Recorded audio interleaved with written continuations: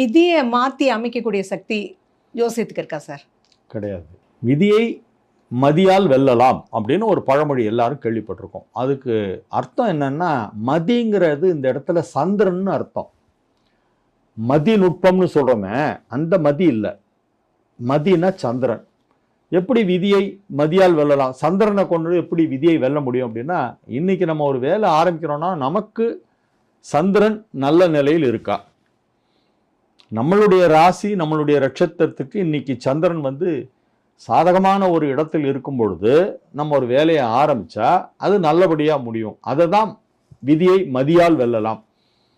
ரொம்ப இது நடக்குமா நடக்காதான்னு சந்தேகமாக இருக்குது. நடக்கிறதுக்கும் வாய்ப்புகள் குறைவாக இருக்குன்னா, ஒரு நல்ல நாள் நல்ல நேரம் பார்த்து ஆரம்பித்தா அதனால இது நடந்துரும் அப்படின்னு ஒரு சொல்லப்படுறது. அதை தான் வச்சு பேஸ் பண்ணி விதியை மதியால் வெல்லலாம் சொன்ன வழிய, நம்மளுடைய மதி நுட்பம்னு சொல்லக்கூடிய மூளை வச்செல்லாம்